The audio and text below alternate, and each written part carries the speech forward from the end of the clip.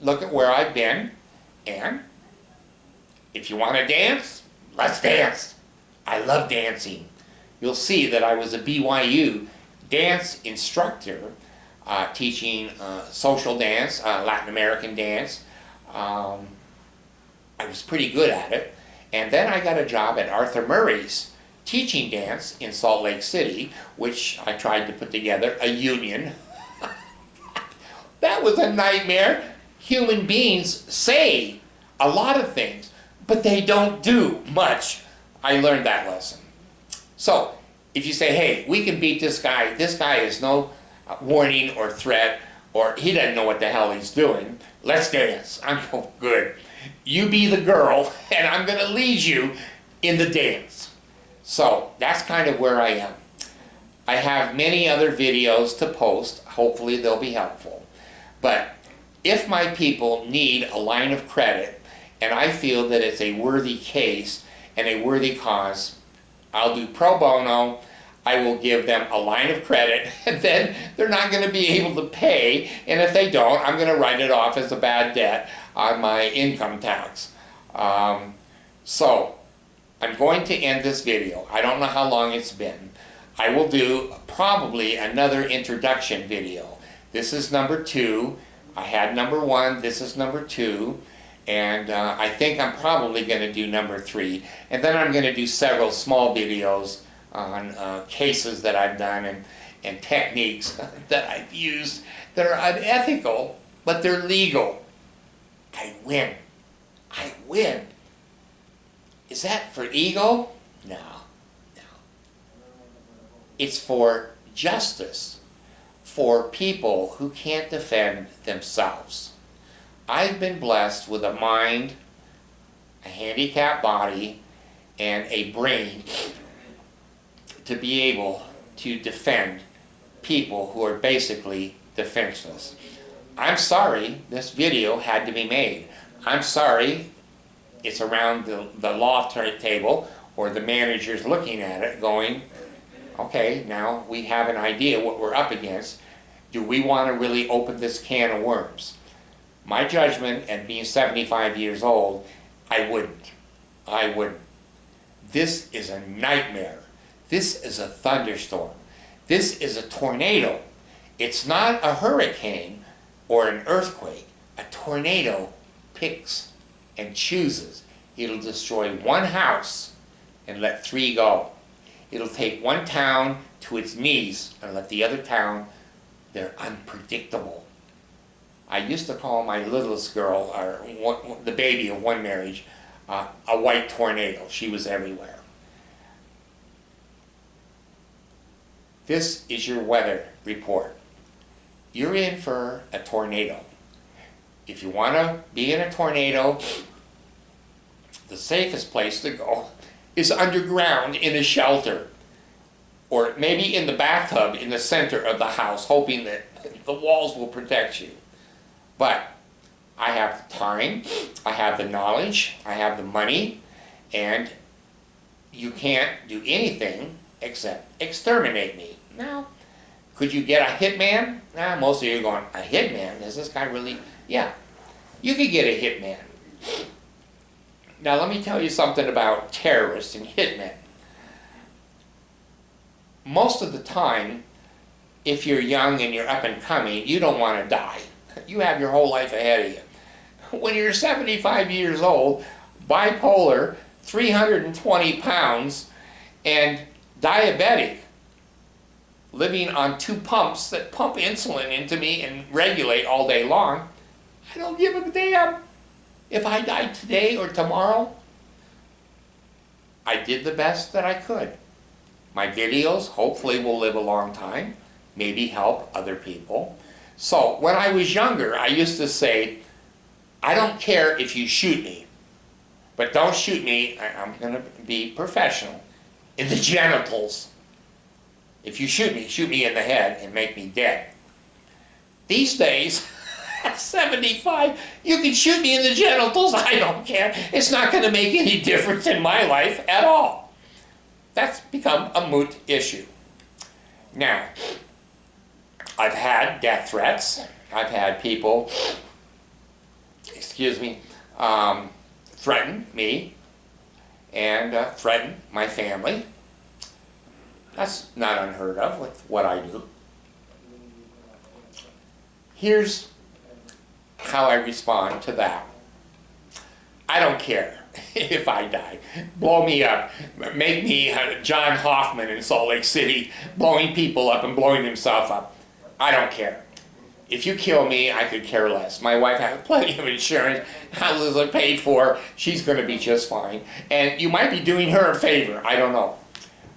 Also, when I adopted the two little girls in the Philippines, my daughter Abigail and Allison, I had to take them out of public school in the Philippines and put them in private because I needed an armed guard with an AR-15 in front of the school every day so that terrorists would not come in and kidnap my children and hold them for ransom.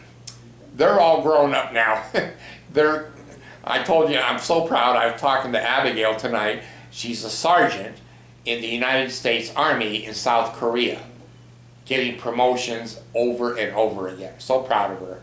And my little Allison, the baby of this marriage, works at a senior care center, wonderful, with helping people who need help. So when you threaten to shoot my children or torture them or put them on a waterboard, which is invented by a Mormon bishop in Idaho. But anyway, if you kidnap any of my children, most of them, after you've been with them for a day or so, you're going to bring them back and you're going to pay me to take them back. So that's not a threat to me. I've been chased in automobiles. I've had people report me to the police when I've had signs on my car in front of the post office. And I want to make sure that you understand, again, who you're dealing with. If you've got any damn sense at all, you're going to want to know your enemy, if you consider me an enemy. Go to my other YouTube channel. It's 11, 12 years old now, called Sir David the Bard. Sir David the Bard. In 1,450 videos and almost 4 million, not 400,000, 4 million hits. I think the right word would be decimated the Mormon Church. I'm an expert in the Mormon Church and history of the Mormon Church. I was a member of the Mormon Church for over a half a century. I know all the ins, all the outs. I worked in their temples. I've been a veil worker, you can check that word out, in the Mormon temple. I've been married 3 times in a Mormon temple. Unheard of. I don't think there's another human being in the Mormon Church who's ever been married 3 times in the Mormon temple. So check my video out there. Take a look at my tenacity. Take a look at my vocabulary, my intent, and take a look at the things that I said, and then go and see how the Mormon Church has changed. Is there a cause and effect? Is there a positive correlation there? And you know as well as I do, just because there's a positive correlation doesn't mean cause and effect, but it's suspicious. Look at what I did with that video program. And take a look at my sudden infant death theory, clear back in the early 70s. And then pull up sudden infant death today. And look, was I right 50 years ago about sudden infant death? Do your homework. See, was I just trying to get publicity in a newspaper? Look up. See if my theory had any relativity. Take a look at my research at Springfield College in Psi. You don't even know what that word means, PSI. That is parapsychological testing that I did with emotionally disturbed children, and I applied it to statistical proper statistical analysis. And any of you that are sitting here looking at this, if you don't know what probability 0.05 and the scientific method is, you need to go back to school. But I didn't get 0.05 on my research. I got 0.001. I took that to J.B. Rhine, Joseph Baines Rhine, at Duke University. He is the father, you don't know, but I do, the father of parapsychology. He invented the cards that people use for extrasensory perception testing. I showed my research to J.B. Rhine, showed him my statistical analysis. He was a professor at Duke University. He entertained me and said, "It looks good, David. It looks good. Replicate it." That's all he said to me, basically. Replicate it. Go back and do it all over again. Take 10,000 more tests and see if you can come up with 0.001 again. So, know what you're up against.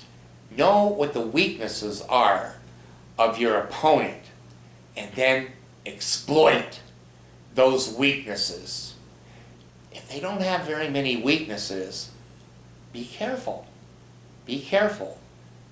You don't want to come up against a cockroach. They carry disease. They fall between the cracks. And look at the lighting. We work at night. I'm going to end this video. You now have some more information about how I work, what I do, and you can decide for yourself, is this guy totally bipolar and absolutely a nut, even with his background, his education, his resumes, his letters of recommendation, his crib death, all of the things this man has done.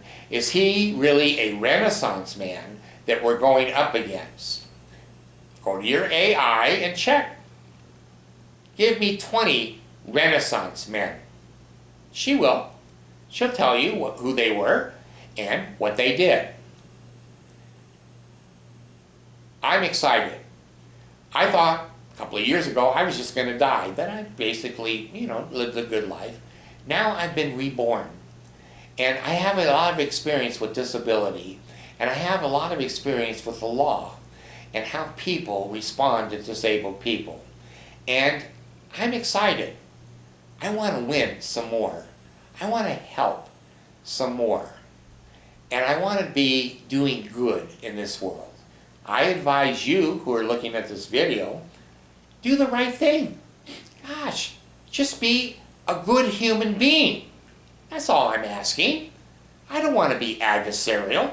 But if you are a mean, evil person and you don't give a shit about other people, welcome to my world.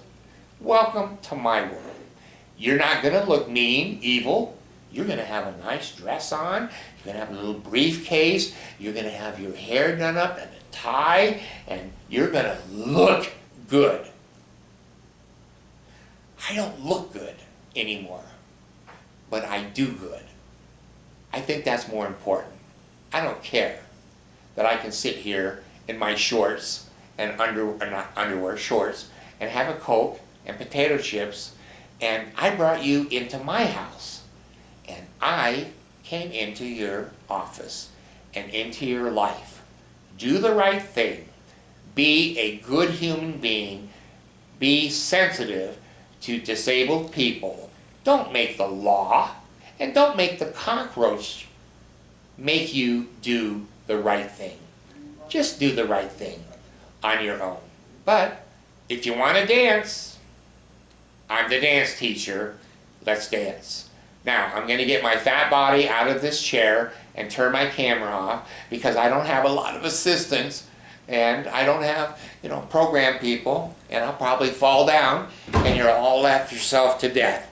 This is the Bard, Sir David, the Bard, and the Cockroach signing off.